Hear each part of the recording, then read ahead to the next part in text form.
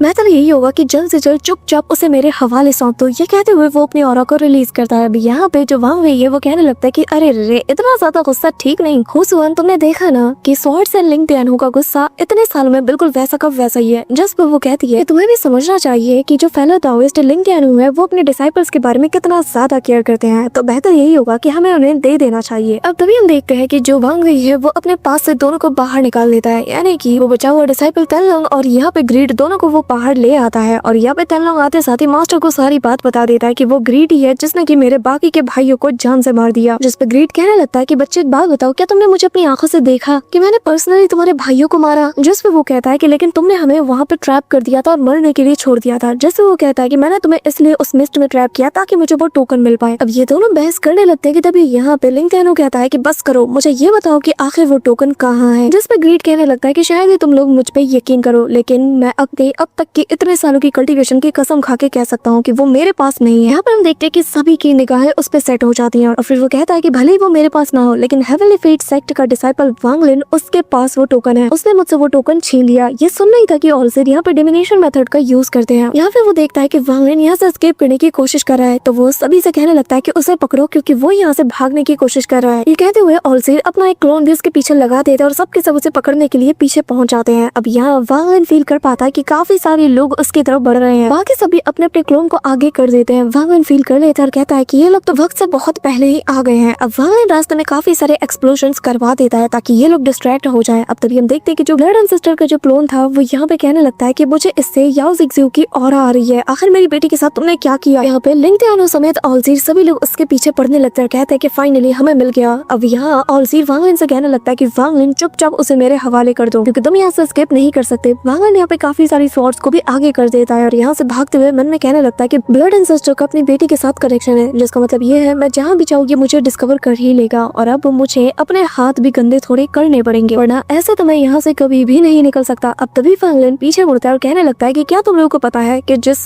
केव की तलाश तुम लोग कर रहे हो उसके लिए तुम्हें 3 केव्स नहीं बल्कि 4 केव्स चाहिए और चौथा केव भी एग्जिस्ट करता है। अब यहाँ पे ये सुनना ही था कि तभी सभी लोग थोड़ी देर के लिए शॉक्ड हो जाते हैं, इनकी स्पीड कम हो जाती है और इसी मौके का फायदा उठाकर वांग लिन सीधा वर्टेक्स की तरफ बढ़ने लगता है। अब सभी लोग वांग लिन की तरफ अपना हाथ बढ़ाते हैं और उसे पकड़ने के लिए कहने लगता है कि वांग लिन तुम यहाँ से कहीं नहीं जाने वाले। और तभी हम देखते हैं कि यहाँ पर एक ह्यूज एक्सप्लोजन होता है और फाइनली वांग लिन वर्टेक्स के इस पार पहुंच जाता है। अब यहाँ पर इन लोगों ने जो अपने क्लोन बॉडी के जरिए से डिवाइन सेंस भेजा था वो भी बुरी तरीके से डैमेज हो जाता है और सभी लोग यहाँ पर खून की उल्टियां ऑलमोस्ट करने लगते हैं। और तभी सभी की निगाहें इस वक्त ब्लड एंसेस्टर पे सेट हो जाती हैं क्योंकि चौथे केव के बारे में अगर किसी को पता हो सकता है तो वो है ब्लड एंसेस्टर। और वैसे भी चाहते हुए वांग लिन का इशारा ब्लड एंसेस्टर की तरफ ही था। अब ब्लड एंसेस्टर भी बताने लगता है कि हाँ ये बात सच है कि चौथा केव भी एग्जिस्ट करता है लेकिन उस तक जाने का एक्सेस सिर्फ इस लड़के के पास है क्योंकि तुमने भी देखा कि उसके पास टोकन है और अगर हमें असली केव के रास्ते तक जाना है ना तो हमें इस लड़के की जरूरत पड़ेगी और बिना इसकी मदद लिए हम कभी भी आगे नहीं बढ़ सकते। और अगर हमें उस ट्रू केव तक पहुंचना है तो तुम भी जानते हो कि तुम लोगों को अब आगे क्या करना है। अब यहाँ पर लिंक टेनहो कहने लगता है कि मुझे शुरू से ही ये लड़का बिल्कुल सही नहीं लगता था, मुझे पता था कि ये कोई ना कोई गड़बड़ जरूर करेगा। अब देखो न जाने फ्यूचर में ये हमारे कौन कौन से रास्ते में बाधा डालने वाला है और आखिर हम इसे ढूंढेंगे तो ढूंढेंगे कैसे? हाँ क्योंकि वो तो चला गया दूसरे स्टार सिस्टम में, वहाँ पे कौन जाएगा? हम अपनी पूरी कल्टीवेशन पावर के साथ कभी नहीं जा सकते। अब यहाँ पे सभी लोग थोड़े सीरियस हो जाते जाते हैं। पर तभी यहाँ पे वांग वी कहने लगता है कि मैंने और मेरी पार्टनर ने एक बार ट्राई किया था, लेकिन हम भी अपनी कल्टीवेशन के दम पर वहाँ नहीं जा सके, क्योंकि दूसरे स्टार सिस्टम में जाना, वो भी अपनी करंट की कल्टीवेशन मेथड के साथ, ये बहुत ही ज्यादा खतरनाक हो सकता है। लेकिन क्या हो अगर हम सभी लोग अपनी चारों की कंबाइंड पावर का यूज करें और किसी एक इंसान को वहाँ भेजे? तो अब यहाँ पे ये सुन नहीं था कि सभी लोग एक दूसरे की तरफ देखने लगते हैं। लिंग त्यानो भी अपने आजू बाजू देखने लगता है और तभी यहाँ पे और सिर कहना लगता है कि आखिर वो कौन है जो कि वहाँ पर जाने के लिए सूटेबल होगा, आखिर हम किसे भेजे? कि तभी उसके निगाहें यहाँ ग्रीड पे सेट हो जाती है। तुम जानते हो कि बलि का बकरा सिर्फ ग्रीड ही है, क्योंकि एक तो ये सबसे ज्यादा कमजोर है और तो और ये बहुत ही ज्यादा स्मार्ट है और इसे कहाँ कैसे सर्वाइव करना है ये बहुत अच्छे से जानता है। तो एक नए स्टार सिस्टम में ग्रीड बहुत इजीली सर्वाइव कर सकता है। अब यहाँ पे ग्रीड जैसे ही ऑलसीर को देखता है ना, तो वो थोड़ी देर के लिए डर जाता है और अब बाकी सब लोग भी स्माइल करते हैं और सबसे खतरनाक स्माइल तो यहाँ पे लिंग त्यानो के फेस पे थी। जिसके बाद ऑलसीर कहने लगता है कि हाँ, इस पर्सन की कल्टीवेशन बिल्कुल परफेक्ट है और वांग लिन से भी वो अपनी कल्टीवेशन के दम पर बहुत इजीली डील भी कर सकता है। यहाँ मौजूद हमें से हर एक शख्स इसके ऊपर कुछ रिस्ट्रिक्शंस को लगा देंगे ताकि ये कभी भी हमारी चंगुल से छूट ना पाए, और जब तक ये हमारे काम को अंजाम नहीं देगा, ये कभी भी उस रिस्ट्रिक्शन से खुद को आजाद नहीं कर पाएगा। तो बताओ तुम सभी का इस बारे में क्या ख्याल है? अब ग्रीड जब ये देखता है कि वही बलि का बकरा बनने वाला है, तो वो तेजी से यहाँ से एस्केप करने लगता है, लेकिन तभी लिंग त्यानो अपने स्वॉर्ड्स को उसकी तरफ भेज देता है और कहने लगता है कि हाँ, मेरे ख्याल से ये बिल्कुल परफेक्ट है। अब ग्रीड के आसपास लिंग त्यानो के स्वॉर्ड मिलकर एक फॉर्मेशन को बना देते हैं और जीर सबसे पहले हमला करता है और फिर एक एक करके सभी लोग उसके ऊपर रिस्ट्रिक्शंस को लगाने लगते हैं और कहने लगते हैं कि इसके जरिए से हम जब चाहे इसे तब कंट्रोल कर सकते हैं और ये कभी भी हमें धोखा नहीं दे पाएगा। अब हम देखते हैं कि ग्रीड के फोरहेड से लेकर उसके फिंगर टिप तक सब जगह पर रिस्ट्रिक्शंस को लगा दिया जाता है, जिसके चलते उसे काफी ज्यादा पेन भी होता है और तभी ऑलसीर वांग लिन के डायरेक्शन में देखने लगता है। वहीं दूसरी तरफ हमें ऑल हेवन स्टार सिस्टम का सीन दिखाया जाता है, जहाँ पे एक क्रैक बनता है और इसके अंदर से एक मीटियोर जैसी चीज बाहर आती है, जो कि एक सामने मौजूद चट्टान पे जा गिरती है और हम देखते हैं कि ये और कोई नहीं बल्कि अपना वांग लिन है। सो गाइस, इसी के साथ the most epic arc start हो चुका है। द रेनेगेड इमॉर्टल इसके बाद क्या पीक लेवल पे जाती है, ये तुम आने वाले एपिसोड में विटनेस करोगे। और डीमन मास्टर ज़ूमो, इस नाम को याद जरूर रखना और जिन्हें भी इसके बारे में पता है कमेंट में जरूर बताना। So that's all for today guys. I hope कि तुम सबको आज की वीडियो काफी ज्यादा पसंद आई होगी। अगर हाँ, तो वीडियो को लाइक करना, चैनल पर नए हो तो सब्सक्राइब करना। तो मिलते हैं नेक्स्ट वीडियो में, तब तक के लिए बाय।